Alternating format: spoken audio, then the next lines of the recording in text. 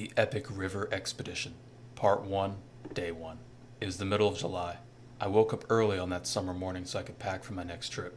This trip, however, would be like no other. I know it sounds crazy, but Steve, Frank, Colin, and I would be paddling in our kayaks all the way down the Potomac River until we reached the Atlantic Ocean. Our final destination would be Ocean City, Maryland. To get to the Potomac River, we would start at the Bigwood Dam in Lake Bigwood, then kayak down Bigwood Creek to the Monocacy River. Next, we would merge into the Potomac River until we reached the Chesapeake Bay. We would kayak in the bay and then out into the ocean until we made our way up the coast to Ocean City. The four of us just wanted to get one big trip in before we began our senior year of high school. Sounds simple enough, right? Well, sort of. This trip would be over 300 miles long and likely take over 2 weeks to complete. I packed up my waterproof backpack containing everything I needed and more. Obviously, we could pull over on the riverbank any time and buy anything at a store if need be. I finished packing and went to load up my kayak. It was around 7 a.m. as of the current moment. I got in my car and went to pick up Colin. Colin loaded his kayak on top of my car as well, and he hopped inside. We drove on over to pick up Steve next. Steve claimed his kayak is kept at the Bigwood Beach Lake. Frank said he'd meet us at the Bigwood Dam with his kayak. Before we went to the dam, however, we had to pick up Steve's kayak at Bigwood Beach. "Man, right here," said Steve. We pulled into the beach parking lot and Steve located what he claimed to be his kayak, quote unquote. It was a little suspicious because he was so indecisive about it. He would choose a kayak, but then he would see one that looked nicer or more expensive than the last. Steve eventually settled on the most fancy looking kayak on the rack. "Man, my kayak's right here." Steve began fiddling around with the padlock to the kayak. He then seemed like he was getting frustrated. Man, fuck this shit. I'm busting through," he said angrily. This was then I realized. This kayak was not in fact Steve's. I later found out that Steve didn't even own a kayak in the first place. He was picking the nicest looking one so he could steal it. He went into his drawstring bag and got out a pocket knife. "Steve, stop. Don't steal that. You're going to get us all in trouble," said Colin. Steve ignored Colin and kept hacking at the padlock. After a minute, he actually broke through. He quickly slid his kayak off the rack and ushered us to help him take it to my car. At this point, I simply went along with it. There wasn't any more room on top of my car for the kayak, so I put the back seats down and we slid the kayak inside my car. Luckily, it was still early in the morning, so whoever's kayak that was likely wouldn't be aware that their kayak was just stolen, and it likely wouldn't be coming back anytime soon. The kayak was taking up a ton of room inside the car, so Steve just slid it inside the trunk. As I backed out of the beach parking lot, I noticed something in my rearview mirror. We were right by the infamous Herbert Ernie's house. I didn't think anything of it until Colin exclaimed something. "Look!" Colin exclaimed as he pointed. In one of the upstairs windows, we saw a figure of a person standing in the window. I immediately recognized him as no one other than Herbert Ernie himself as he stared us down. His gaze followed us as we sped down the road and went to the Bigwood Dam. As Herbert's house disappeared from view, we saw him quickly rush away from the window and walk away. He looked like he was in a hurry. We drove to the dam, and when we arrived, Frank was nowhere to be seen. "Seems like Frank will be late again," Colin said. "Here, I'll call him, because I want to get on the water as soon as possible," I replied. We decided to hide Steve's stolen kayak in a bush near the river. We got our stuff ready and put it at the water's edge so we could board them when ready. We went up on the dam to wait for Frank as we overviewed the lake. There was a little bit of fog that morning, but in the distance, emerging from said fog, we saw a lone kayak. "Man, who's that?" said Steve. "Doesn't matter, Steve. It's probably just some person taking a morning paddle," I replied. "Man, I got binoculars, Chief." "Steve, those really aren't necessary." Steve pulled out a techie-looking pair of binoculars from his drawstring bag. He then peered into them. Man, oh no, no, what the fuck?" said Steve, sounding worried. "What? What is it?" I snatched the binoculars out of his hand and peered into them. On that kayak was no one other than Herbert Ernie himself. "Oh no, Steve was right. It's Herbert Ernie," I said. "What? Oh no. What is he doing here?" Colin exclaimed. I looked back into the binoculars. Herbert was about 100 yards out into the lake. He wasn't paddling at all. He was just slouched back in his tiny kayak, sipping a Capri Sun juice pouch, with his paddle simply laying over his lap. He wasn't sitting still, however. The current was pretty strong that morning, so he was moving towards us at an alarming rate. "Come on, Frank, hurry up," I murmured to myself. Luckily, just at that moment, Frank pulled up. His mom drove him over. Frank also did not have a kayak. Instead, he had one of those inflatable donut floaties, the kind that you take inside of a swimming pool. Frank took out a contractor bag, which held his belongings. "Hey, look, it's Herbert," said Frank. Frank pointed to Herbert, who was still floating down the lake. However, this time, he was way closer. Herbert still wasn't paddling. He was just floating. Herbert suddenly screamed. Herbert was about to go off the dam. The weird thing about this situation was that he wasn't even making an attempt to paddle away. He was just slowly floating towards said dam. He had plenty of time to paddle away too, so I don't know why he was screaming. He was still about 25 meters away from it. However, there wasn't much we could do to stop him. He screamed once more. He then went off the dam. Him and the kayak slid down the dam and into the pool below. Luckily, the water levels weren't too high, so he didn't get bashed against any of the rocks. The wind was quite strong that day, though, which is why he was blown off. However, he's now stuck in the dam with no way out. I'll save you, Herbert! Frank shouted. No, Frank, you are not going in there, Colin shouted. Here I go! Frank cannonballed into the water below. And just like that, Frank was sent tumbling down the dam just like Herbert was. Said Frank as he slid down into the pool of the water below the dam like a water slide. Frank began making his way through the massive boulders that lined the bottom of the dam. Herbert was too. The only difference is that Frank made his way down to the pond down the hill. This was the pond right before Bigwood Creek where we kept our kayaks at. However, Herbert got out on the opposite side of the dam, the side that backs up to the woods. Herbert's kayak was done for. It had capsized or flipped over, and was wedged between two boulders, making it impossible to move. We witnessed Herbert scurry off into the woods and out of sight. The three of us met Frank at Bigwood Creek, and we set off. We set off in a bit of a hurry to try and get away from Herbert. We paddled for 5 minutes downstream, and so far, no sign of Herbert. We thought we were safe. However, we would be wrong. Colin, Steve, and I were simply paddling along in our kayaks with relative ease. The current did a lot of the work for us. Frank was falling behind, though. Guys! Wait up! Help! Frank was floating in his donut pool floaty. He had 2 camp chairs on his lap, and he had his contractor bag slung over his shoulder that contained a Sprite, a can of beans, and also a can opener. He brought the big can opener, too.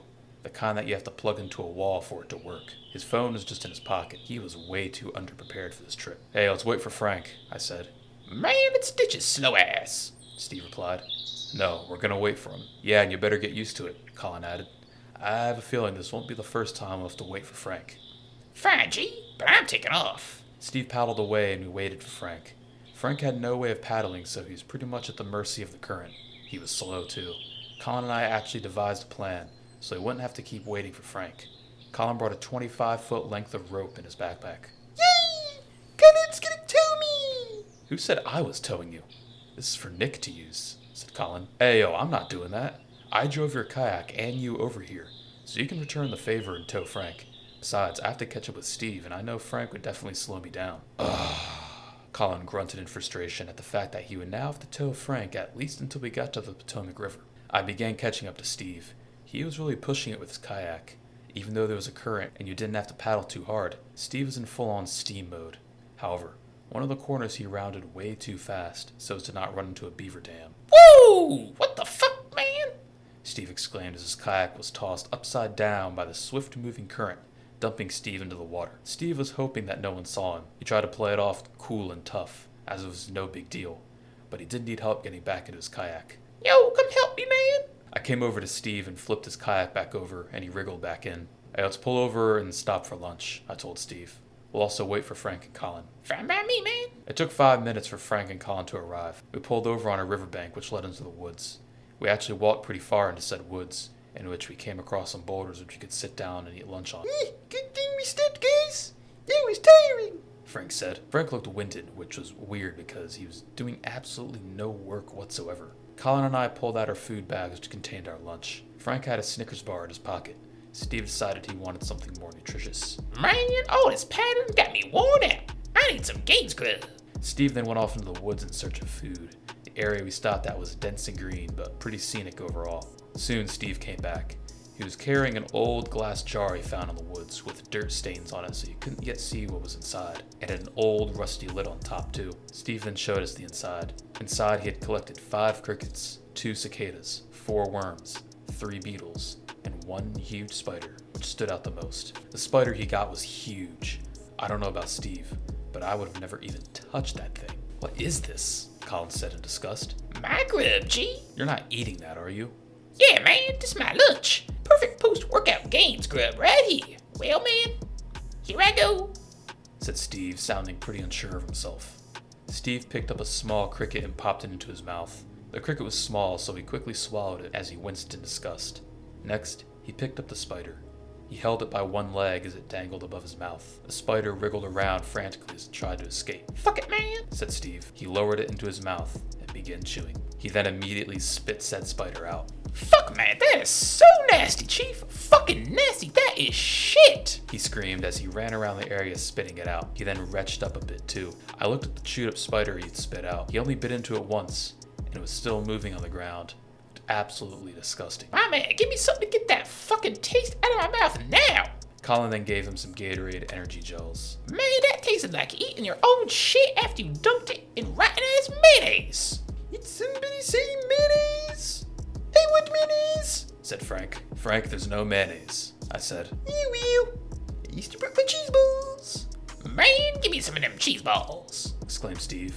Steve and Frank chowed down on cheese balls for lunch, whilst Colin and I ate our regular lunches. Our lunch break didn't last long, though, because soon we began to hear rustling far off in the woods, coming from the direction we had came from. The vegetation was extremely dense, so we couldn't really see too far into the woods. We just heard heavy tramping off in the brush. Man, what is that? Said Steve nervously. I don't know, replied Colin. The noises continued and it sounded like it was getting closer. I have to find out what that sound is, said Colin. Colin climbed up a short tree to get a view over the bushes. He strained to get his head in a good position, and he looked like he saw something, but he just couldn't quite pinpoint it. I picked back up my sandwich and continued eating. Herbert! Colin shouted. We all dropped what we were doing and began sprinting through the woods back to our kayaks. It was very intense. I developed tunnel vision as I hurled over logs, ducked under branches, and ran as fast as I could through the woods.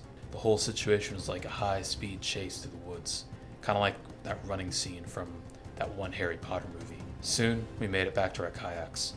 Go, go, go, go, go! Exclaimed Steve. Wait, where's Frank? I asked. Frank was nowhere to be seen. We heard him wailing through the woods, though, as he ran. Frank wailed. We saw Frank approaching the riverbank. His potbelly jiggled up and down as he ran as fast as he could. Not very fast, though. Come on, Frank! Frank, hurry up! Frank, let's go now! Colin and I shouted as we climbed aboard our kayaks. Soon, however, Frank made it to the riverbank, and then he hopped at his donut. Come on, guys, we gotta get out of here now, I said. We pushed off from the riverbank and began to paddle downstream. As we pushed off the shore, however, a wide blob appeared out of the bushes. It seemed to almost somersault roll out of the bushes. It looked like an oversized roly-poly. That wide blob was no one other than Herbert Ernie himself. Herbert was wearing a high school hoodie and oversized basketball shorts lined with neon yellow. His hair had dirt in it, and his face was also very dirty, as were his clothes. In terms of footwear, though, a pair of sandals was all he had. Herbert exclaimed snarkishly. Let's get out of here, said Colin. Ah, it's Bigfoot, screamed Steve. Steve took out a pack of mustard from his drawstring bag and squirted Herbert with it. The mustard hit Herbert directly in the eyes. Herbert screamed. We paddled away as fast as we could.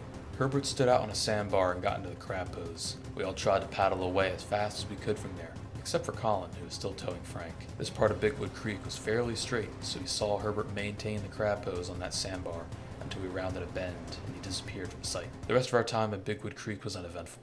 The fog had cleared now and the sun was out. It was around 89 degrees, it's full sun.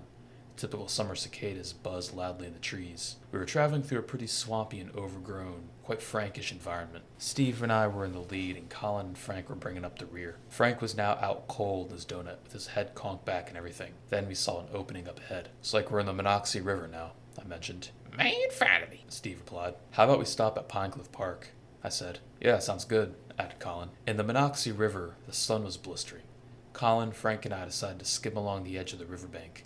Steve decided it was time to get his tan on, so he paddled in the middle of the river. I'm tough, G.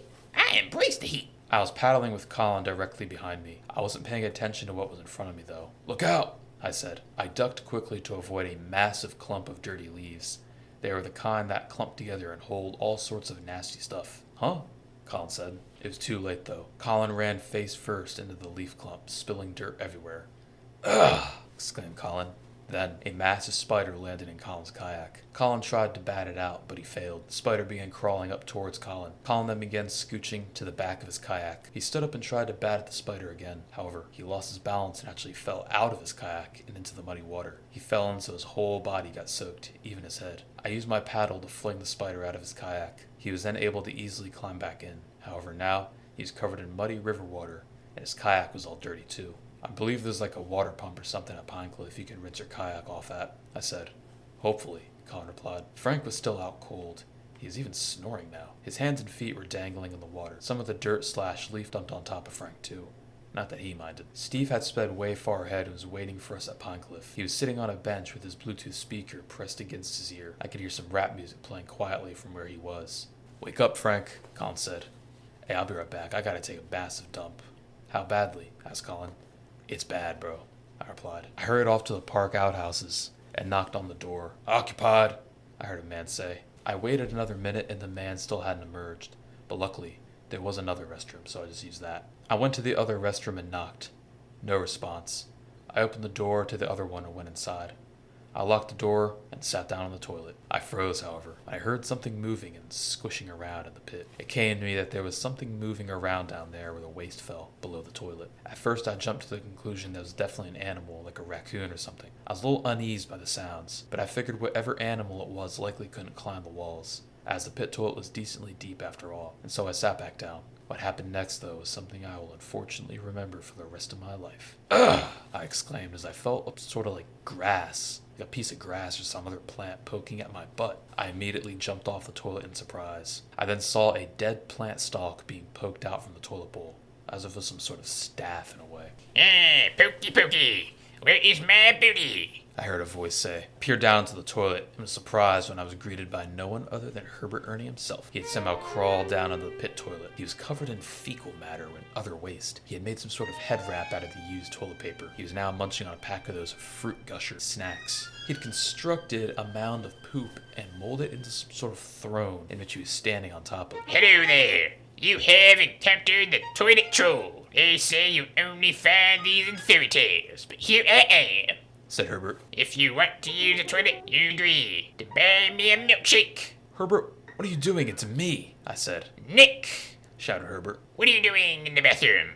Because the other bathroom was occupied and I had to go. Get the fuck out of here so I can go, I told him. No! Herbert screamed. My ears rang as he screamed because of the way the sound echoes inside those outhouses. Why don't you come on down here so I can show you the ways of my lair? Said Herbert. Herbert, if you don't get out now, I'm calling the cops, I said. I'm only getting out if you get me a McFlurry, exclaimed Herbert. Okay, Herbert, I'll get you a McFlurry. Rocky Road only, screamed Herbert, barely audible. My ears rang again. Yes, Herbert, it'll be Rocky Road flavor. Now get out of there. Herbert began jumping up and down, trying to get out of the toilet. It seemed like he'd gotten into a place, but now he couldn't get back out. He soon fell back and tumbled back into the pools of feces and urine. I can't get it.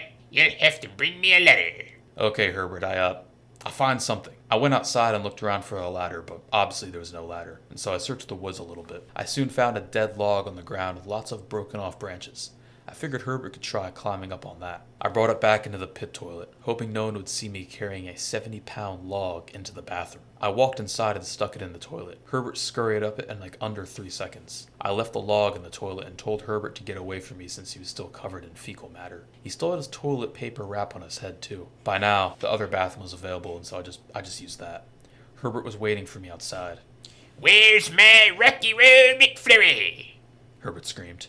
We have to go to McDonald's to get that, Herbert, so you have to wait. I want it now! Okay, Colin has it, I said. Not thinking things through, I probably shouldn't have said that, but I had to get Herbert away from me. Herbert then began crab running his way over to where Frank, Steve, and Colin were finishing lunch at, since our first and original lunch break in Bigwood Creek was sabotaged by the man now covered in poop. I went to take a break by myself after what just happened. Meanwhile, Herbert approached everyone else. Yo, man, it's SWAT monster! Steve yelled as he backed up in fright. Rocky Road McFlurry! The creature screamed. Wait a minute, that's not a swamp monster. That's no one other than Herbert Ernie himself, said Colin. Yo, shit, man, even scarier. Ah! Herbert roared. He then got in the crab pose. Next step, McDonald's. Yay! Exclaimed Frank. Oh, come on, man, it's dip. Meanwhile, I saw Frank, Steve, and Colin booking it back to the kayaks, and so I instinctively ran back too. We boarded the kayaks and Frank hopped in his donut. We took off from there. Bro, how does Herbert keep on finding us? Colin asked. I don't even know, but I found him inside the toilet in the outhouse. That's some nasty shit, G. Said Steve. I mean, that must explain that little toilet paper wrap he had going on, said Colin. After that situation, we all paddled as fast as we could, so we wouldn't have any more run-ins with you-know-who. Even Colin, who was towing Frank, was able to keep up. Kind of. But yeah, the rest of the day was uneventful. We had made it past Buckystown and was pretty far down the Monocacy River before we decided to set up camp for the night. We paddled into dusk to make as much distance as possible that day. By the time we set up camp, the sky still had a tint of blue to it, but the tree outline was black, and so you needed a flashlight to look around. The stars were beginning to pop out, too. I just slept in my hammock that night. Colin was using his tent as usual. Frank slept in a camp chair, and Steve decided to tough it out and sleep on a rock. You know, typical setup. We had set up camp alongside the river in an area with lots of tall grass, which Colin was not happy about since he was using his tent. We did go to the sandbank along the river's edge, and we had made a campfire. For dinner, Colin and I had freeze-dried food. We were planning on restocking at stores whenever we ran out of it. Steve had tossed a can of beans on the fire. However, Frank had other plans. Hey guys, guess what I brought? What, Frank? I said. Marshmallows! Frank shoved a handful of marshmallows into his mouth and began laughing hysterically as he chewed. Marshmallow Captain Steve! Said Frank as he laughed with his mouth full of food. After dinner, we retired to go to sleep. I fell asleep pretty fast and pretty peacefully, since it had been a long day. Our plan for tomorrow was to make it to the Potomac River. Day 2. I woke up sometime at random in the night to the sound of a bag crinkling and chewing. It was a full moon that night, so I didn't need a flashlight to see. I looked to where the sound was coming from and saw the silhouette of Frank Warmings slouched over in his camp chair. He was just sitting there, nonchalantly munching on his bag of jumbo marshmallows. The funny part of that is that, in my groggy days, I didn't even remember having marshmallows. But obviously he did. Not to mention the fact that he was also wide awake as well. Anyway, I woke up around 5:30 a.m. the next morning. Steve was already up. He was doing some push-ups to warm up for the day, as he called it, although his form was very bad. I woke up Colin, and then we woke up Frank. Frank was out cold in his camp chair with a jumbo bag of marshmallows spilled all over his lap. I watched as Colin packed up his tent. It had Herbert hair all over it from the leaves that morning and all the dew. We got back on the river around 6. It was very crucial we got an early start that day on the expedition. The morning had a clear sky with some ground-level fog. Surprisingly, we had made it to the Potomac River about 2 hours later. Hey, let's pull over, guys, said Colin. We pulled over on the bank of the river, and as promised, Frank would no longer need to be towed by Colin. Alright, since we're in the Potomac now, the current should take care of Frank and his donut floaty, I said. The rapids in this part of the river weren't too bad, but the current was still very swift. Our plan worked. Frank was being taken down the river at a very fast pace. Whee! Frank said. Now that we're in the Potomac, we shouldn't have any more run-ins with you-know-who. Yeah, we've made it too far already for him to even find us. We should be good for now, Colin replied. But little did we know, Herbert would pop up at the most unexpected of times. Anyway, we passed by many islands as we floated down the river. Steve took quite the liking to them. Man, we gotta camp on one of these islands tonight, Chief. They look fucking dope. Yeah, we can actually do that. That'd be pretty cool, added Colin. At this point, we didn't have to paddle much at all, and we're making pretty good progress, just from the current alone. Frank was surprisingly getting pretty far ahead of us. He wasn't able to steer, so he was facing backwards and getting spun around. The current did all of the work for him at this point, and the current also steered him out of the way of all the big rocks. We paddled for a few more hours until we stopped for lunch. Man, no time to stop for lunch, G. We just eat the kayak, said Steve. Why? 'Cause, man, we gotta make good time before I make it to Leesburg tonight. Why Leesburg? Said Colin. I found one dope-ass burger joint for dinner, man, said Steve. Steve showed me a map and pointed to a place on it called BurgerFi. Man, I trying to get all futuristic and shit up in here, and BurgerFi sounds like the bomb. I looked at what they had on their menu and decided that BurgerFi would indeed be the perfect dinner opportunity. Frank and Colin also agreed. Our goal for today was to make it to Leesburg, even if it meant paddling into the night. It was a very ambitious goal, but Steve was dead set on BurgerFi. It was around 3 p.m. now, and Frank was facing backwards.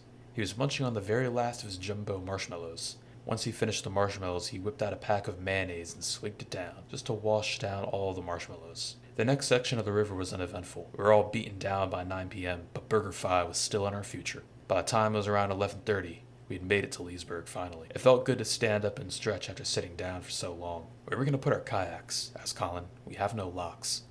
Colin's right, I said. We have no locks, so we should just hide them somewhere. Fine by me, man, said Steve. BurgerFi, here we come. We hid our kayaks inside of a storm drain that was in the woods. Alright guys, we have to remember where these are, okay? Said Colin. We threw some brush in front of the drain to cover them up. I doubted anyone would take them, especially this late at night, but we had to be safe. We would have to hike about 1.5 miles to actually get to BurgerFi, so we began walking. We were walking on a road with houses on one side and the woods on the other. Man, what was that? Said Steve, sounding scared. It's just an animal. Probably nothing, I said. We were hearing rustling in the bushes. Soon the rustling stopped and we made it to BurgerFi. No, my G! Exclaimed Steve. BurgerFi was closed. Man, why would they be closed? I think they close after 9 p.m., said Colin. Man, they should just stay open later. They just being pussies, said Steve. Steve, it's 1 a.m., I said. Well, what we gonna do now, man? We could I began. However, we were cut off by the sound of footsteps around the corner of the BurgerFi building. The footsteps were slow and heavy. Streetlights casted a shadow into the street, even though we couldn't see the person. The figure looked very wide based on the shadow, and what happened next shocked us all. Part 2, Day 3. The shadow kept creeping closer and closer to the edge of the building. Those few seconds felt like hours. We're about to run, but fear had us staying frozen in place. It was 1 a.m. in a somewhat sketchy part of Leesburg, Virginia, and we were about to get jumped by a random man from around a corner. The shadow finally rounded the corner. However, it was not a criminal or even some random person for that fact. It was none other than Herbert Ernie himself. Comrades, fennermen, brethren, did you miss me? Herbert said as he landed in the crab pose. No, go away, I replied. You're not invited on this trip, Colin added. You're gonna have to leave right now, I told Herbert. It's too late for that. You have 2 options. And what are they? Said Colin. Either I go with you guys on the rest of the trip, or you guys get me a Rocky Road McFlurry now, said Herbert. Will you go away if we get you the Rocky Road McFlurry? Asked Colin. Maybe, Herbert answered. Okay then, we'll buy you the Rocky Road McFlurry when it becomes morning. No! Now! I said now! Herbert screamed, barely audible. Okay, fine. We'll head to McDonald's because BurgerFi's closed. They'll be open 24 hours so we can get you the McFlurry there. Rocky Road only. We were able to walk to McDonald's in about 10 minutes. Luckily, they were open. Inside, there was only one employee at this time of day. Hey, how's it going? How may I help you guys? The worker said. 1 Rocky Road McFlurry for the ladies' man, said Herbert. I'm so sorry, but I can't do that. Unfortunately, we're all out of ice cream, so we can't make any McFlurries right now. A classic McDonald's move. We're almost always out of ice cream. Sorry, Herbert, said Colin, but they're all out of ice cream. McFlurry will have to wait. I don't want ice cream. I want a McFlurry. Herbert, you need ice cream to make the McFlurry, I said. The ladies' man does not care. I want a Rocky Road McFlurry right now. Sir, the worker said, we will not be able to get you a McFlurry, period. Sorry, but you'll have to get something else. If I don't get my McFlurry, it's time to go crazy, Herbert exclaimed. Herbert got in the crab pose once more. He began waddling towards people as he swung his 2-inch fingernails at him. Colin in specific. He wasn't swinging them rapidly. He would swing one, then wait 1 full second, then swing another. On each swing, he would make some quick/weird growlings, or like a roaring noise. Herbert then made his way over to the box of cookies at the ordering counter and shoved a handful in his mouth. I guess the worker was tired and did not feel like dealing with people like Herbert at this time of night. That's it. I'm calling the cops, the worker said. You'll never catch me. I'm the ladies' man, Herbert chattered as he crab ran over to the restrooms. Herbert stood in one of the toilet bowls inside of a stall and tried to flush himself down to escape. His plan didn't work though, because all that happened was the toilet overflowed. The worker went into the bathroom after Herbert and tried to detain him for the cops. Oh shit! We heard the worker scream. He bit me! Herbert ran out of the McDonald's and off into the night. We ran outside and away too, just in the opposite direction from Herbert. We didn't want to be anywhere near there if the cops were really on their way. The 4 of us were absolutely beaten at this point. We figured we should try to find a place to sleep for the night and then eat at a restaurant in the morning before heading back to the river. We soon found a bus stop shelter to try and sleep at, though it wasn't that comfortable on those hard metal benches, but we did get some rest. We got up around 6 a.m. and found the nearby Bob Evans for breakfast. Bob Evans, Chief? You didn't know that your boys always down for Bob Evans, said Steve. Me too.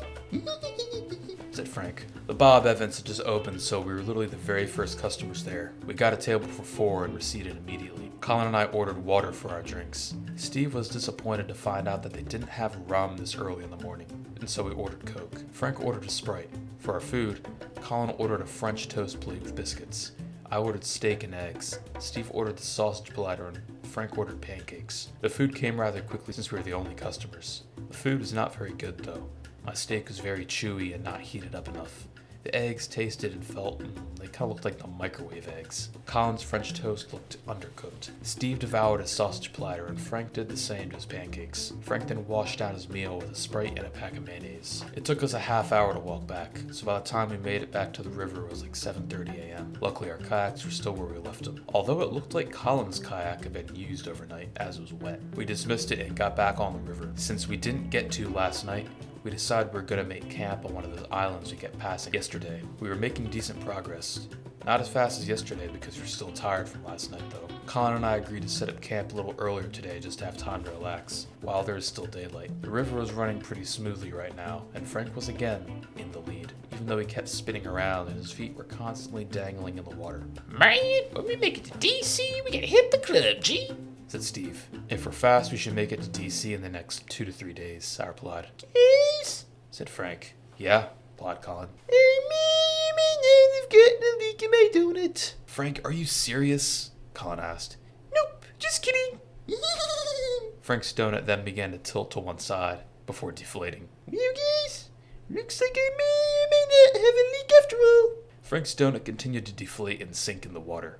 I'm assuming he struck a rock, which ripped a tear in his donut. Woo! Frank wailed as he was sent plunging into the river. Frank plunged into the water and was thrown off his donut, which is all the way deflated now. Help! Help! Frank exclaimed, drowning in the river. Hey, this bitch ass got wrecked. Said Steve. As Colin floated past Frank, Frank latched onto his kayak.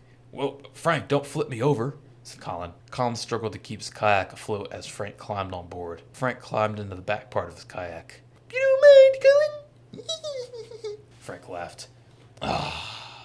Colin groaned in frustration as he was now stuck towing Frank once again. Colin's kayak was now angled up, and the front part of it was sticking out of the water from Frank's chubby weight in the back. Yet again, Colin was indeed stuck transporting Frank. Frank, I told you that donut floaty wasn't a good idea from the start, Colin said. Well, can't blame me. It was all I had. Mayonnaise? Nah, I'm good, replied Colin. Frank swigged down his pack of mayonnaise and gargled it in his mouth. The rest of the day was quite uneventful. Around 3 in the afternoon, we had found a decent-sized island to camp on. There were quite a few cedar trees on it, but it had a ton of maple trees mostly. There was a beach area where we could make a campfire too. I set up my hammock and Colin set up his tent. Frank set up his camp chair.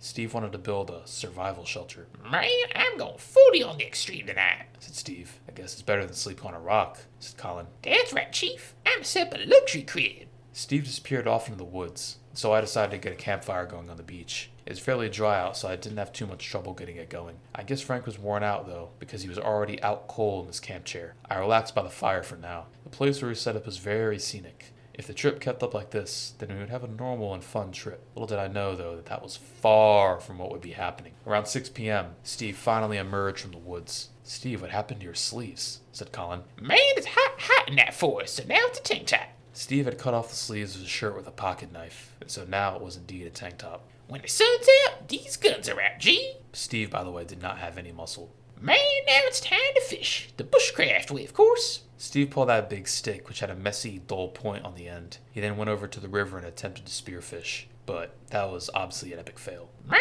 screw that shit. I'm gonna eat some Takis. Said Steve after finishing his failed fishing attempt. I brought a few packs of tuna to eat, and Colin had another freeze-dried meal for dinner. Frank was still out cold. Colin, we should probably wake Frank up, or else he'll get one of his random bursts of energy later tonight, I told him. Yeah, it's a good idea. Colin agreed. Frank, wake up, I said, but Frank kept on snoring. I know. He can't resist mayonnaise, said Colin. That'll wake him up once he gets a whiff of it. Colin walked over to Frank, and surprisingly, he had a bunch of mayonnaise packets just happened to be lying on his lap. Seriously, they appeared out of nowhere. I don't know where he gets all those. Colin snuck over and snatched a pack of mayonnaise off of Frank's lap. Frank seemed disturbed, so he stood up, but was still sleeping. You took me mayonnaise, said Frank as he was now sleepwalking. Not only was Frank sleepwalking, but he was sleep-talking too. He slowly walked over to Colin and tried to belly bump him. He missed though and landed in the sand where he continued to sleep. Colin and I dismissed that, and so we finished our dinner and stood around the fire as it got dark. Colin actually headed to bed early, as he was so tired from the previous night. I was too, but I wanted to see Steve's luxury crib, quote-unquote, first. Steve walked me over to the woods to show me a survival shelter. Here it is, my G. It was a pretty big shelter, but it was also very sloppy. He had put it together with a bunch of dead and rotten branches. The floor was very overgrown, but Steve claimed the tall grass inside the shelter was his mattress. Well, have fun with this, Steve. I went and retired back to my hammock. I was glad I'd set up my tarp tonight because soon it had started to rain. Not a light rain, but a full-on downpour. Man, I wondered how Frank and Steve were doing. Day 4. I woke up around 5 in the morning. I stepped on something squishy when I got out of my hammock, though. Frank, I said. Hey, Nick. Frank replied. What are you doing sleeping under my hammock tarp? I was trying to get out of the rain because I didn't want to get wet. Frank wasn't that wet, but he was covered in sand and was pretty dirty. Colin was already taking down his tent.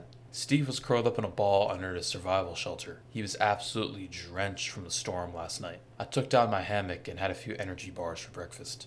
Con had some Gatorade energy gel, and Frank had a Kit Kat. Hey yo, Chief, how long till DC? If we get going, we can make it there in 3 days from now, I bet. replied Steve. I'm on a 3-day fast now. No food till we get there. It's not a good idea, said Colin. Why would you want to do that anyway? Yeah, it's cutting season, G. Gotta have my 6-pack looking sharp before we get to Ocean City. It's going to be a long time till we make it there, Steve, I said to him. We got on the river around 5:50 a.m., the earliest we've gotten on the river so far. We agreed to stop in a small town soon to resupply on stuff like food, since we were running low. Around 7:30, we pulled over and stopped at a Walmart. Frank, how much money do you have on you? You should buy yourself a cheap kayak so you don't have to ride in the back of mine, said Colin. I only have 25 bucks. Fine, just ride on the back of my kayak. It's not a big deal anyway, said Colin.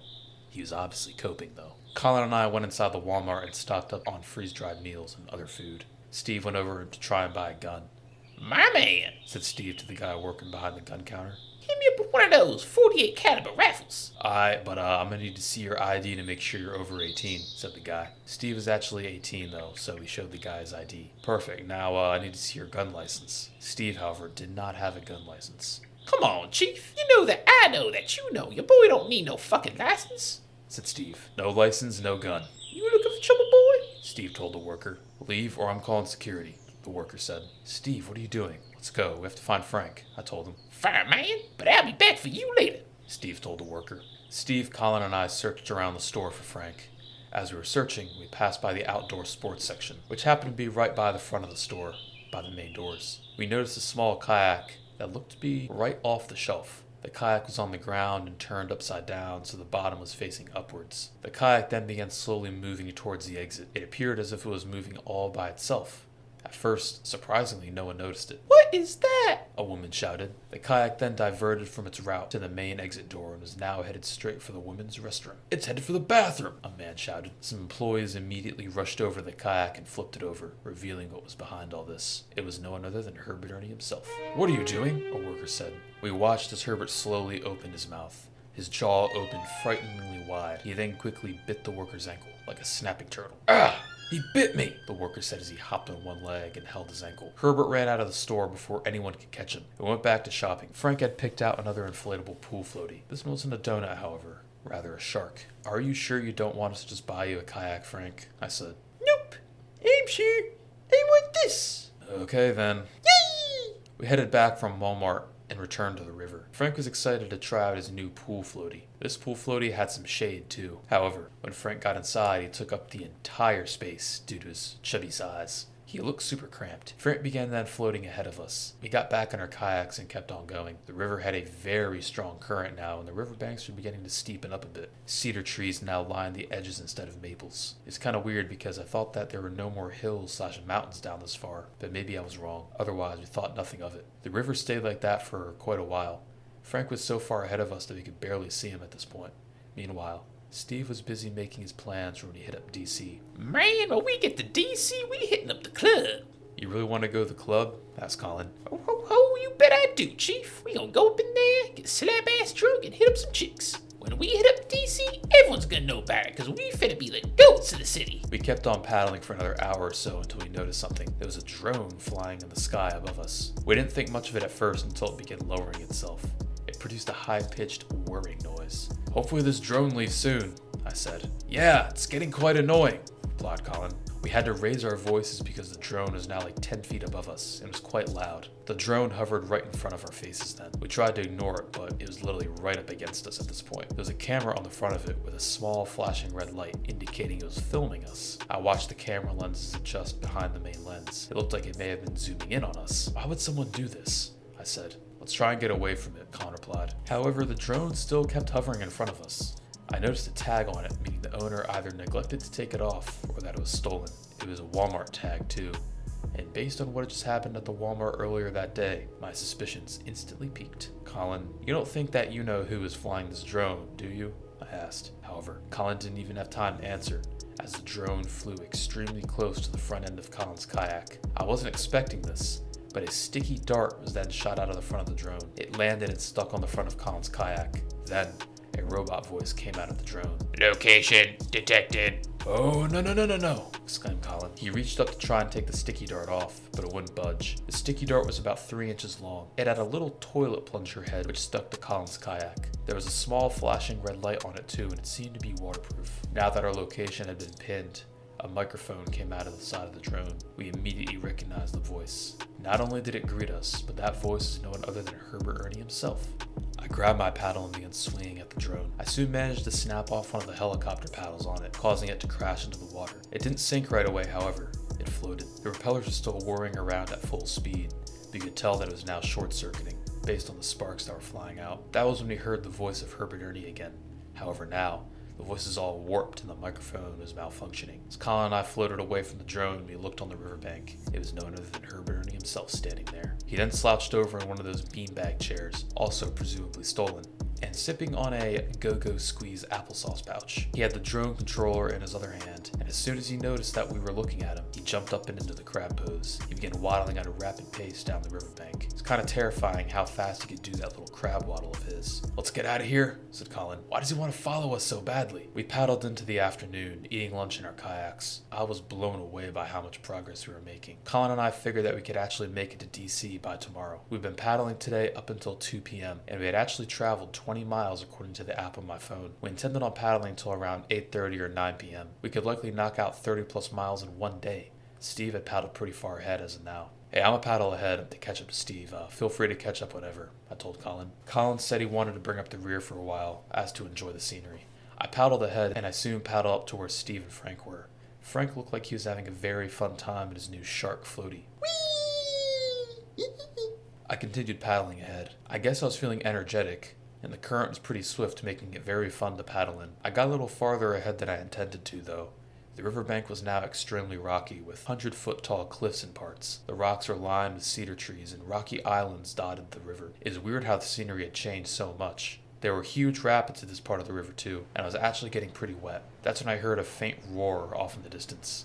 I began frantically paddling to the riverbank, and I'm so glad I did. I had just about gone over Great Falls. And Great Falls, for reference, is a big-ass waterfall with rapids and many sharp rocks in one of the parts of the Potomac River. I climbed onto the rocky shoreline and waited. Colin had caught up, and he quickly made it to the shore once he saw me flagging him down. Now, I just had to flag down Steve and Frank before they went over. I had completely forgotten about Great Falls.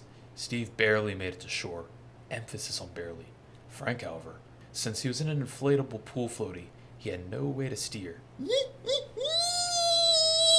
Frank then went tumbling right over the falls. We left our kayaks where they were and walked down to the river to find Frank. Help! Help! Frank screamed. Frank was now stranded on a rock out in the middle of the river. Man, I got this, said Steve. Steve dragged his kayak over to us and got in.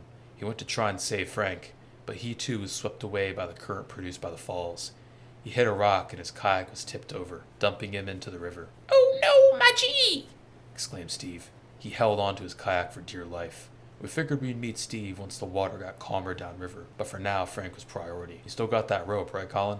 I asked him. "Yeah," Colin replied. Colin and I took our kayaks around the falls and boarded them, making sure not to pull Steve. We barely made it, but we were able to hold on to the rock Frank was on in our kayaks. Colin was able to tie the kayaks onto the rock so they wouldn't be swept away. Frank then boarded Colin's kayak. "Why my kayak again?" Colin asked. That's all Frank had to say. I lost my floaty again. Now who cares about your floaty? Your floaty has gotten you into enough trouble already.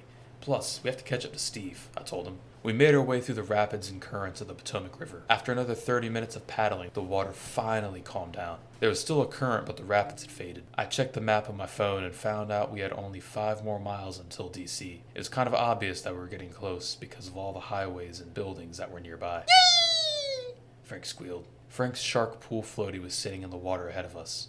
It had now been turned upside down by the current. My floaty! Frank leapt out and into the water and swam frantically over to his shark floaty. He looked very happy to have it back. He was still being pulled by the current, but at a slower pace, meaning he wouldn't get too far ahead of us. By now it was around 8 p.m. and it was getting darker out, not to mention the huge storm clouds gathering over us, and before we knew it, it began pouring.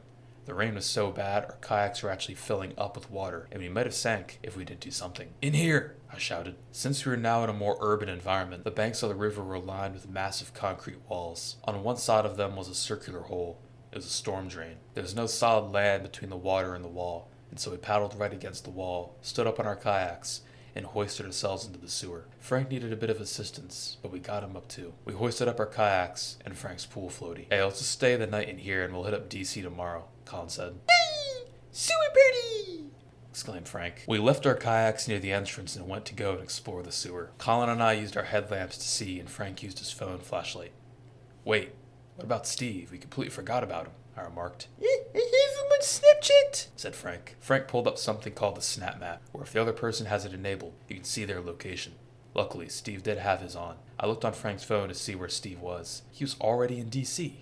Not that we were surprised because of how close we were to the city. We zoomed in further on his location. He was camped out outside one of a place called Rose Bar Lounge. I looked up the Rose Bar Lounge on my phone, and it was a club. The place looked super rowdy and freaky based on the Google images. Frank then texted Steve, and here was their conversation via text. Where are you?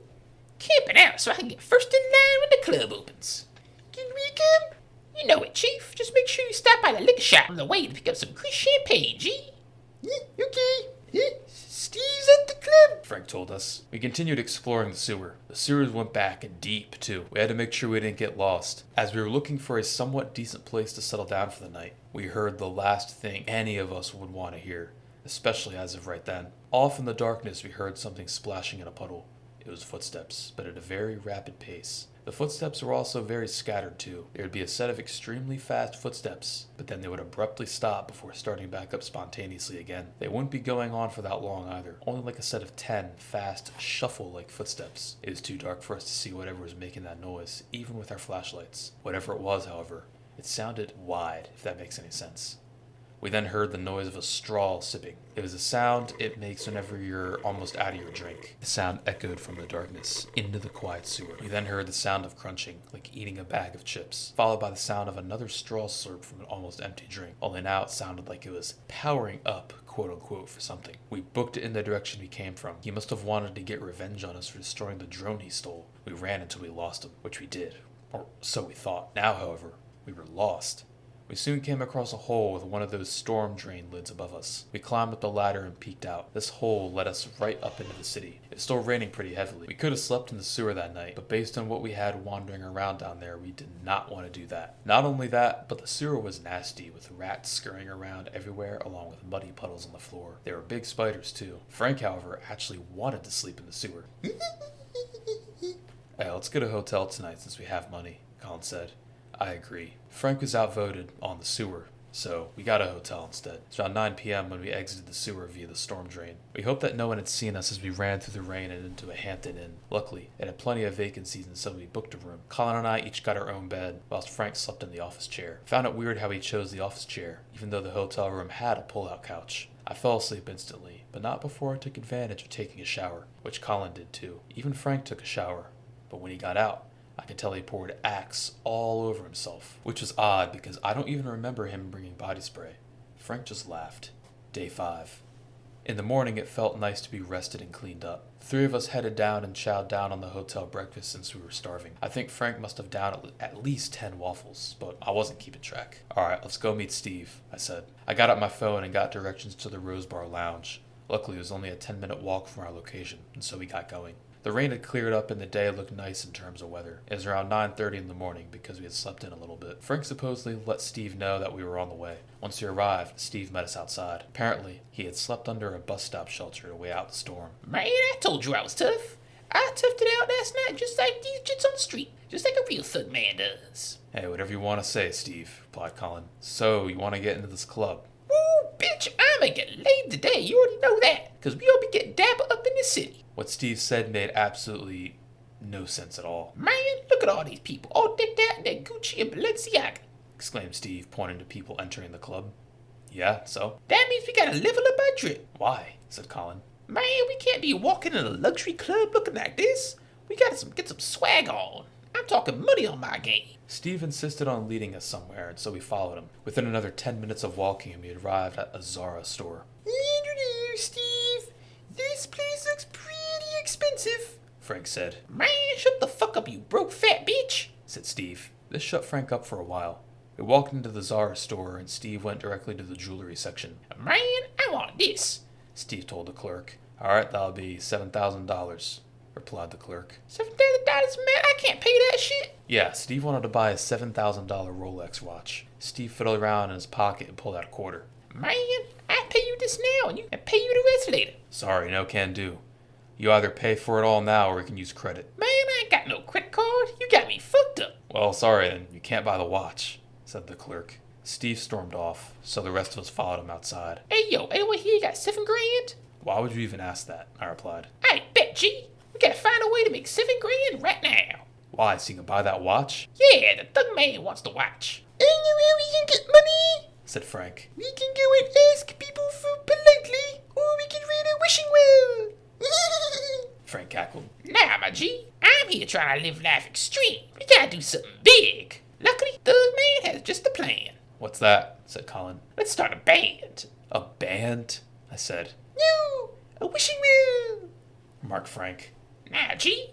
A band. This went on to a whole argument between Steve and Frank between whether to raid a wishing well or start a band. I really didn't want to do either of them. I don't think Colin did either. However, all of our arguing was interrupted by something grand, shall I say. We were standing in the middle of a crowded street. Down the street we heard a trumpet playing. It was playing one of those royal grand opening themes from medieval times for when the king arrives at the tournaments or whatever. All of a sudden, everyone in the crowd stopped what they were doing, and everything went dead silent. Hello, kinsmen. Fear not, ladies. King Ernie is here. It was no one other than Herbert Ernie himself. He was being carried on a piece of cardboard. He was lowered right in front of us and was wearing a Burger King crown. He was dirty to a whole new level. Steve didn't like his money plans being interrupted, so he ignored Herbert and went back to his band idea. Man, we starting a band, and that's final, G. Did somebody say band? Said Herbert. Herbert then did a 360-degree crab pose, jump, and out of nowhere went from being in a Hawaiian shirt and basketball shorts to being in a full old-school marching band uniform, hat and everything. He also had his clarinet around his neck, which literally came out of nowhere. "No, you're not invited!" exclaimed Colin. No, you! Herbert screamed in return. No time to talk, G. We got to come up with a dope-ass band name.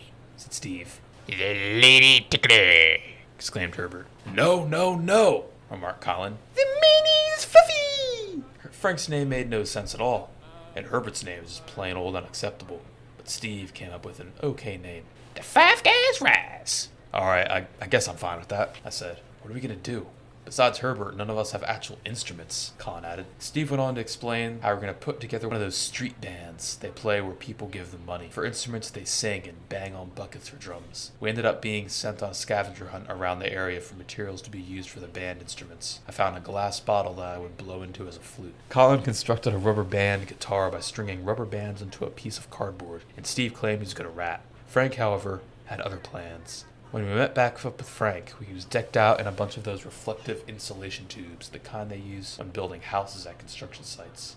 This made him look like a robot. The only difference is that Frank's head was still poking out from the top. This made him look really funny. I'm gonna play the belly drum. He banged on the cardboard box which he had on, which his potbelly was clearly poking up against. Frank exclaimed as he played away and was laughing hysterically. Then, all of a sudden, Herbert jumped in front of us, landing in the crab pose. Are we a band or not? Of course, my G. The Five Guys Rise will be on the Oscars before you know it. Well, I best better find a spot to set up along the street, I said. Nah, Chief. Real bands play inside restaurants. We all walked for a little bit until we found a place called Taco City. Right here, G. I suppose it is Taco Tuesday for the ladies' man, Herbert remarked. We walked inside. Hey, yo, my G. Can me and my band, the Five Guys Rise, play in here? Steve said. Fuck no, the waiter replied. Come on, man. Will this change your mind? Steve said smoothly. Steve slid the waiter a quarter. The waiter looked desperate. Fine, let me talk to my manager, they said. Soon, the waiter came back. Alright, fine, you can play. Just give me $30 as a playing fee, the waiter said. I handed the waiter some money, which he gladly took. All of us sat up at the center of the restaurant since there was no stage. The customers all gave us odd looks, especially at Herbert and Frank. We then began playing. Steve attempted to rap. It's very bad singing, but here are the lyrics he made up, presumably on the spot. Hey, we are the Five Guys Rise. Came from the streets, stealing babes and smoking all the crack. I'm the Thug Man, and I'm the Thug Man leader of the Five Guys Rise. Surprisingly, this terrible, terrible song went on for quite a while. Frank banged on his belly while singing. Herbert screeched into his clarinet, which produced ear-piercing notes as he played in the crab pose, kind of like Squidward when he plays. I simply blew into my glass bottle, which you couldn't even hear over all the other ruckus. Colin was playing his rubber band guitar, which you could also not hear. And all of a sudden, our jam session was cut short by a loud shout. "No!" a voice shouted. We all stopped playing and the entire restaurant went silent. Out stormed the restaurant manager from his office. "What in the name of Mike is going on in my taco palace?" We didn't respond. "Who the fuck let you boys in here?" Colin then pointed at the waiter who let us play. "Peter, I never said they could come in here. You know what? You're fired." Peter sadly walked out of the restaurant. I felt bad for him because he seemed desperate for money. The manager, on the other hand, was outraged to a whole new level. However, the next few moments flashed before my eyes, before my brain could even comprehend what was going on. The manager grabbed a baseball bat out of nowhere and began charging toward us. We were all very frightened. He was about to swing at us until everything went white. I couldn't see a thing, not even my own hand in front of my face. People in the restaurant began screaming and everyone was coughing. It all happened so fast. Little did I know what was about to go down. Part 3. We all coughed for a minute. People were screaming and trying to find their way out of the restaurant. It was absolute chaos. Everyone was screaming and white foam covered everyone's bodies. Soon, however, the white foam did clear up and we could see our surroundings again. The entire restaurant was covered, like I mentioned, in a white foam, as were all of us. The substance looked like shaving cream, and it seemed as if some people were having allergic reactions to it as they coughed. Everyone in our group was accounted for, well, at least everyone who was supposed to be with us were. Herbert, on the other hand, was nowhere to be seen. Just then, a white and wide figure burst through the front door. It was covered in the same white foam and looked quite crazy. "Ho, ho, ho, ladies! It's Christmas in July!" the figure exclaimed. It was no one other than Herbert Ernie himself. He was holding a fire extinguisher in his hand, which spurted out a little bit more of the foam, as Herbert had just emptied the entire tank on the restaurant. He was covered head to toe in the fire extinguisher foam, too. He had formed a white beard from the foam that hung down, just like Santa Claus himself. He then directed his attention towards Colin. "Hand over the McFlurry, Colin, or things are about to get funky," Herbert said. "Wait, what? I don't have your Rocky Road McFlurry." "There he is!" a man shouted. It was the police. They tackled Herbert and detained him in handcuffs. Herbert screamed inaudibly as he was escorted to the backseat of a cop car. The cop car sped off. We later found out that while we were not around, Herbert did some pretty messed up things, such as hiding in a random person's closet, waiting until they went to sleep, and jumping on their bed, resulting into the person going to the hospital as they were crushed from Herbert's chubby weight. Anyway, the four of us then fled the scene. We eventually found our kayaks near the sewer entrance from last night, and hit the river once more. After DC, the riverbanks got very swampy. High grass covered most of the land surrounding the river. The next few days, they were pretty uneventful. We were able to camp on sandbars and made good progress throughout the next 5 or so days. Before we knew it, we were in the Chesapeake Bay. It seemed as if the end was in sight. Little did we know, though, that mileage-wise, we hadn't even made it to the halfway mark yet. That was bad news for us because our kayaks were beaten at this point. For the meantime, we were skirting along the west shore of the bay, but we could not see land on either side. Guys, Colin said, "my kayak is sinking." Colin wasn't lying either. His kayak was actually filling with water. Then Colin was plunged into the water. He then went out and leached onto Steve's kayak. "Hey, let's pull over here," I said. I said that because my kayak was beginning to rot away from the bottom as well. These kayaks were not meant to be in the water for 3 weeks consecutively. We pulled over at this boatyard where we climbed over onto the dock. "What are we gonna do now?" asked Colin. "Man, it'd be sick if we had one of these yachts, G," Steve replied. "Well, we can't. We have to find a way to repair our kayaks." As we were discussing what our next move should be, a man was packing up his yacht for a trip. It looked like he was about to leave, but then he forgot something important, because we saw him running all the way back to his house. He had then left the door open and everything. We could even see the keys laying on a table in the boat as well. Not to mention the fact that the boat wasn't even secured at the dock. It was simply floating freely. Steve then did something insane. He smoothly snuck onto the yacht and ushered for us to come on as well. "Steve, you really should get off," I said. But Steve ignored me. He took the keys off the table and went as far as to start the ignition. He looked at us with a smirk. The three of us stayed back, knowing Steve wasn't taking this seriously. Then, however, he began inching the boat forward away from the dock. Out of instinct of trying to stop Steve, I rushed onto the boat with the intention of stopping him. Frank and Colin then followed. We tried dragging Steve off of the yacht, but we had already drifted too far away from the dock. We were stuck. Steve, take this boat back now, I ordered.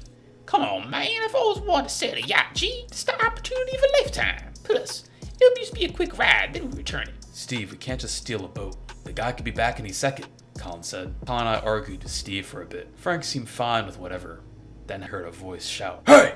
It was the yacht owner. "Get back here now!" he screamed. I signaled for Steve to go back to the dock, but instead he just floored it. As we sped away from the shore, the man shouted, "The cops are on their way!" The man then ran back inside to call the cops. We were speeding out to sea around 30 miles per hour now. "Steve, seriously, we can't keep this up for long. Let's just return it now." Steve explained how even if we returned it, the cops would likely be waiting for us once we got back and how it'd be too late and all. We had to keep sailing away and towards Ocean City. I soon agreed with Steve, even though I had a gut feeling this wouldn't end well for us. Colin accepted our situation too. We were now speeding through the Chesapeake Bay in a stolen luxury yacht. The yacht, it indeed was extremely fancy. It had 3 floors to it, a hot tub, 2 TVs, a king-size bed, a set of bunk beds, a full kitchen, plus more. The fridge and pantry were both completely stocked full of food, about 2 weeks worth. I assume it was because the guys were preparing to go on a long trip before we stole the boat. Not to mention that the boat was super easy to operate. Steve put it into auto sail mode and went to look around. He was pretty impressed. I mean, I was too. The yacht was something that most definitely cost millions of dollars. Man, this shit dope, said Steve. All my life I've been grinding and hustling hard to live in luxury. Now it's finally reality. The hard work is paid off and your boys reaping the rewards. Steve, you stole this yacht. You didn't work for shit, said Colin. Nah, Chief, you full of shit. Once we hit up Ocean City, we gonna pick up some hot chicks. We gonna sail down to Miami, where we throw $1 billion down a yacht party. We gonna be rich. Okay, well, let's make sure we keep a consistent and fast pace both night and day so the cops won't catch up to us. At night, we turn off most of the lights on board to avoid us being detected. It's also very important we keep a fast pace all the time because the cops could very well be tracking this boat. We have to make it to Ocean City where we can ditch the yacht before we get caught by the police, I explained. We all started to relax a little bit now, even though I still had that pit in my stomach about getting caught. I decided to ignore it and only worry about getting to Ocean City. We intended on being in the yacht for almost about a week, so we organized sleeping arrangements. We decided to take turns sleeping on the king bed each night. Steve got the king bed for the first night, whilst Colin and I got the bunk beds. Frank decided to sleep on the massive leather couch. Actually, the situation was turning out to be pretty great, at least for now. We had all the food in the world, a hot tub, and a TV.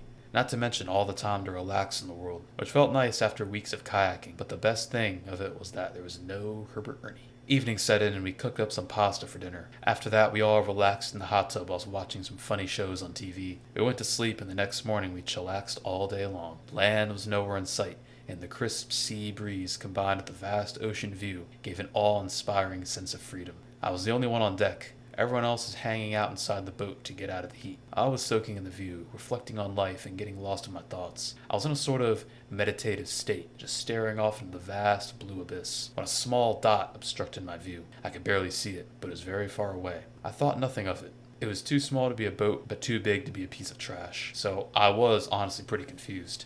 I knew you can find some pretty weird things out at sea, and so I decided to dismiss it. I went back to soaking in the view, but however, as the minutes went by, the dot began to grow in size. This made me extremely confused because objects don't just get bigger like that. Then, I snapped out of it. The dot wasn't getting bigger, rather, it was getting closer. As it drew closer to our boat, you could begin to make out the features on it. At first I thought it was a piece of floating furniture like a big chair or something, but then I realized something. It was a survival raft. It wasn't one of the inflatable boats or anything man-made. Rather, it looked homemade, as if someone built a DIY survival raft. It looked to be in pretty bad shape, too. The bottom was made of planks of driftwood, and it contained a small A-frame shelter sitting on top. The wood was rotting away, and it had an old, torn-up tarp strung down from the A-frame shelter. From the way it appeared, it looked abandoned, but I couldn't tell. The weirdest thing about this whole thing was that the ocean current was moving away from our boat. So in theory, the survival raft should be getting pushed farther away from us, but no. The survival raft continued getting closer and closer to us until it was literally scraping up against the side of the yacht.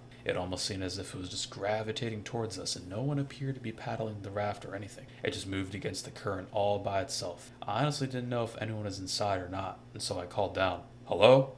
I shouted. I wanted to see if anyone was in the survival raft in case there was someone lost at sea who actually needed help, like a castaway or something. I was about to call "hello" again when I heard moving around coming from inside the A-frame shelter. Someone was definitely in there, and it sounded like some sound of like wrappers crinkling. Soon, The entire survival raft began to shake as something heavy moved around, shifting its weight. The old ratty tarp covering the entrance to the A-frame then began to move.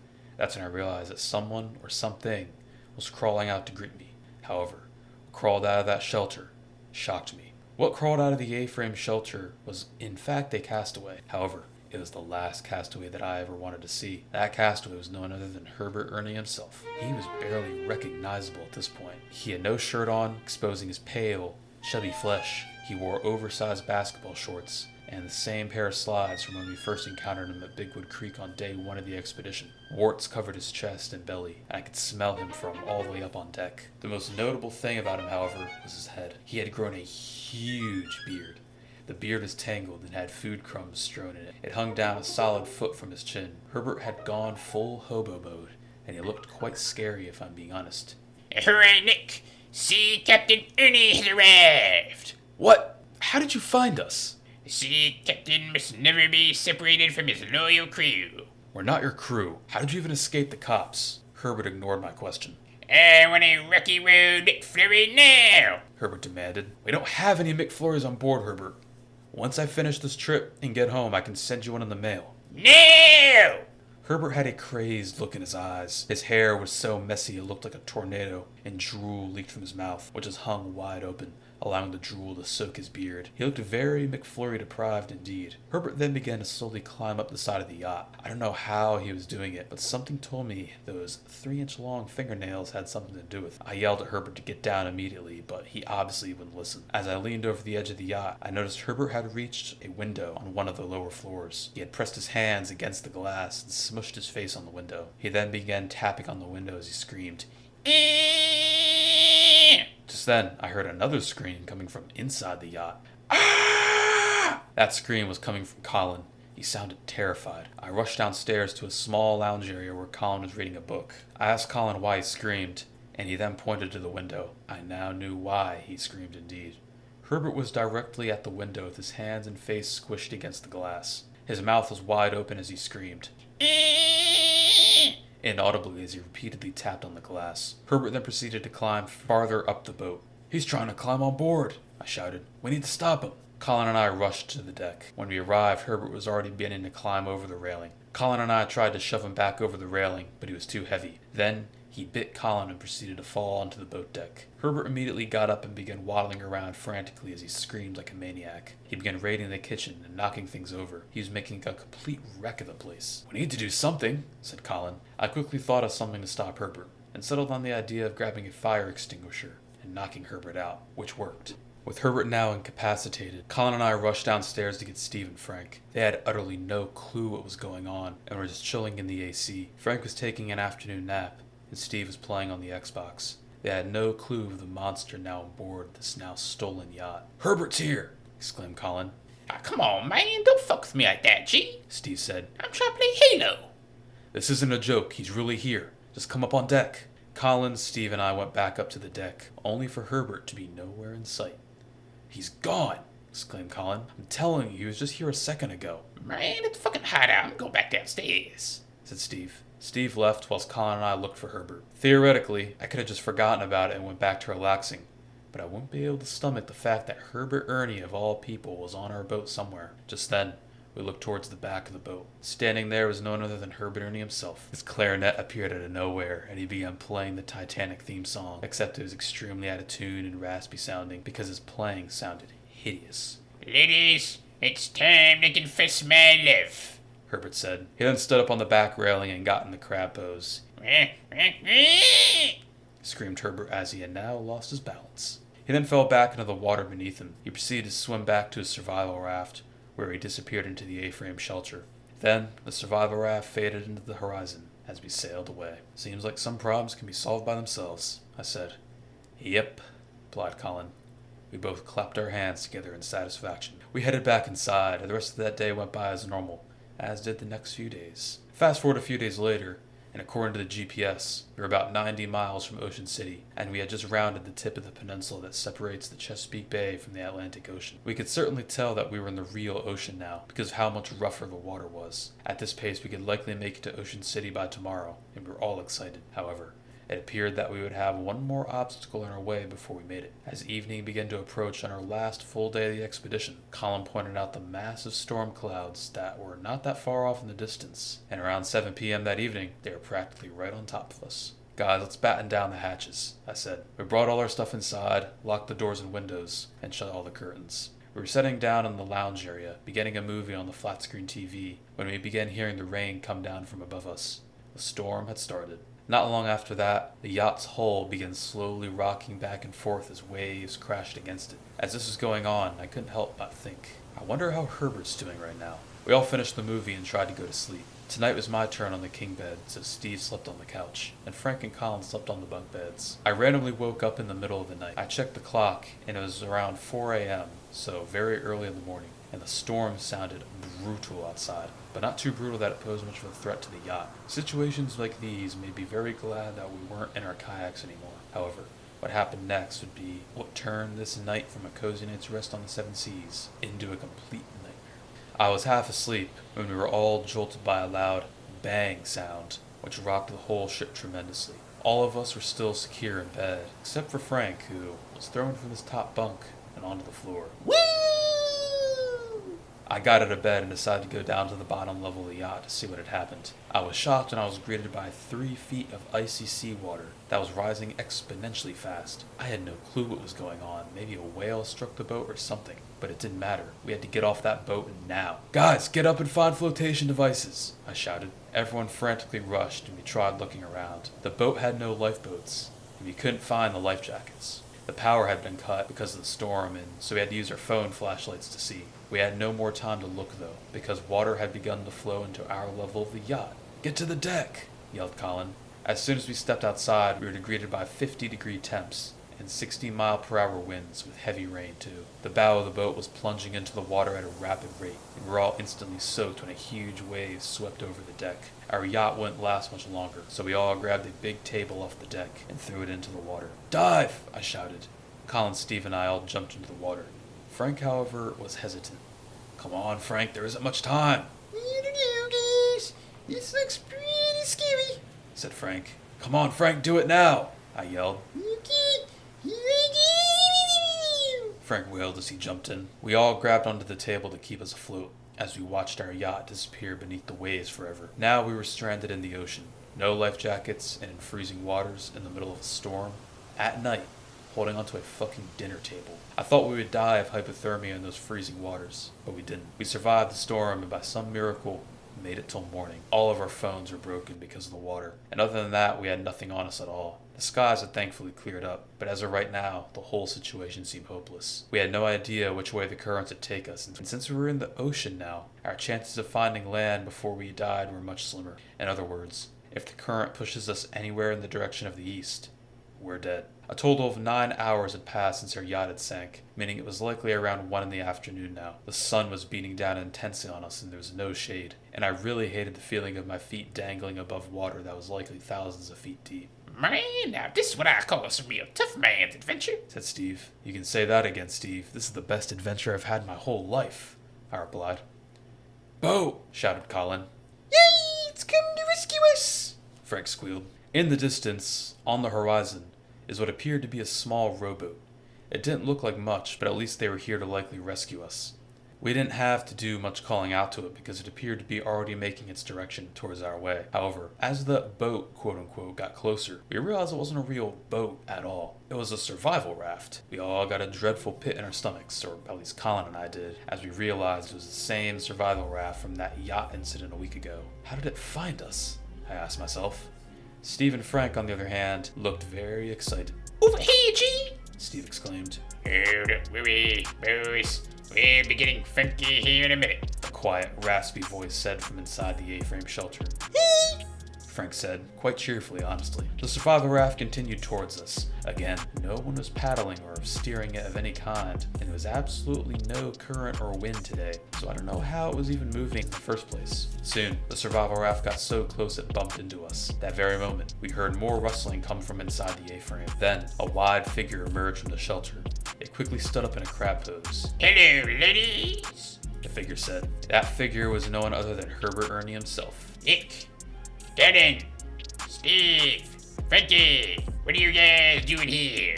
I thought you were out hot ladies. Herbert said, sounding surprised. No, we're not, I replied. Quick, you boys need help.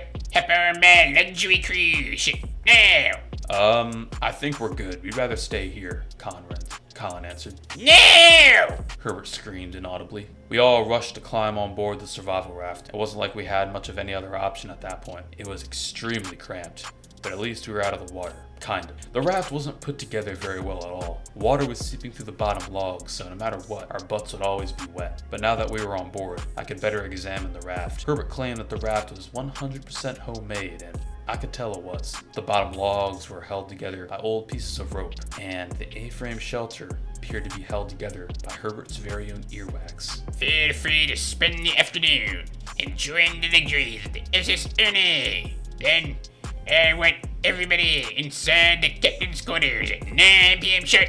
I declare an opening mac and cheese party. And by captain's quarters, Herbert really meant the A-frame shelter. Destination, Bahamas, declared Herbert. There, I will secure a girlfriend. I used some survival navigational skills I learned, and used the sun to determine that we were still heading northwest towards the coast. So I didn't take what he said about going to the Bahamas very seriously. Obviously I didn't tell him that though. The afternoon dragged on for what seemed like forever. It was extremely boring, and all it consisted of was Herbert talking about memes and his plans for the Bahamas. Around 7 in the evening, the sun began to set. The sunset that evening was probably the best one I'd seen the whole trip. When 9 p.m. rolled around, it was all the way dark outside. Frank, Steve, Colin, and I were sitting outside on the wet logs, preparing for the long night ahead. Then, we heard Herbert banging on a piece of tin or something, like a bell. Mac and cheese is ready. Everybody in the captain's quarters, now. Inside the shelter was cramped to a whole new level. We were all squished together, and there was barely any room to move, like at all. However, we were surprised to find that Herbert actually had hot mac and cheese. It was the kind in those craft cups. We were all starving, and it had been a while since we had any real food ever since the yacht sank. I asked Herbert how he made the hot mac and cheese, and he proceeded to show us a tin can with a big gap in the front and holes poked through the top. He would fill the mac and cheese cup up with seawater and place it on the tin can until the water cooked the mac and cheese. It looked nasty, but we needed food very badly though. Herbert, how did you get this fire going underneath the tin can? Colin asked. Was Herbert's only response. Herbert proceeded to dig around in his belly button and pulled out a huge piece of belly button lint, in which he fed the small flames with. Herbert dished us all out some mac and cheese. It tasted okay, I guess. It's very salty because he cooked it in seawater. However, we all ate it because of how hungry we were. For the rest of the night, we just sort of leaned against the walls of the A-frame. With the tarp flaps closed, you couldn't actually see outside, and it made it kind of cozy in there, except for the smell. Herbert, do you have any light sources? I asked. Glow sticks. Herbert snapped a glow stick and it illuminated the entire shelter with a dim green glow. It was a little better now that we could see. Frank was already out cold. Herbert fell asleep fast, but the rest of us didn't sleep a wink that night due to how uncomfortable it was. Soon, the glow stick faded out, and we were left in the pitch black for the remainder of the night. Soon, morning came, and let me say, I cannot tell you how happy I was to see the sun rise above the horizon. Lemonade. I'm parched, Chief, Steve said. Steve then reached for a suspicious-looking plastic bottle without a cap. He began chugging it when he spit it out. He then chucked the bottle before vomiting it into the ocean. Man, what the fuck was that shit, G? That's the worst lemonade ever. That was my pee-pee butter. I see land! Exclaimed Colin. Colin was right, but a mile off in the distance we could see waves breaking, followed by a beach. We waited until we were about 300 feet away from the shore, before literally diving off the shithole that was the SS Ernie. We swam as fast as we could. I cannot tell you how nice it actually felt to step on dry, solid ground for the first time in weeks. The beach looked pretty remote, and we had no clue where we were. After walking for a while, we found a trail, which happened to be a nature trail. After seeing a few signs, we found out that we had landed on Assateague Island National Seashore. That was good news for us, since Assateague is right below Ocean City. We went back to walk along the beach until we reached the Ocean City inlet. Things were going great for us. We had escaped Herbert once and for all, and we reached our end destination. The four of us swam across the inlet, officially making it to the Ocean City beach. Time to go home, I said. You're not going home quite yet, a man said from behind us. It was the cops. I had completely forgotten about the consequences for stealing the yacht. How'd they know we were on our way to Ocean City? That I had no clue. The cops arrested us and forced us into police cars. You are all under arrest for theft, a cop said. The 4 of us were taken in for interrogation. During interrogation, we heard a faint and inaudible from down the hallway. We didn't talk much during the interrogation, so then we had a court trial. The real, true yacht owner was there in court as well. Unfortunately, we had no lawyers then, and there wasn't much we could do to defend ourselves, as the man had actually recorded us sailing away with his yacht. Well, that was it for us. We were all sentenced to 3 years in the big house. That, my friend, concludes the epic river expedition. Epilogue. Frank, Steve, Colin, and I were all split up and put in separate cells in prison. I was put into a cell. At first, I thought I'd have a cell all to myself until a guard stopped by. "Mr. Clegg, we have arranged your new cellmate for the next 3 years," the guard said. The guard then walked away. Hey, cell buddy. It was no one other than Herbert Ernie himself. "No!" I yelled. It would be a long 3 years.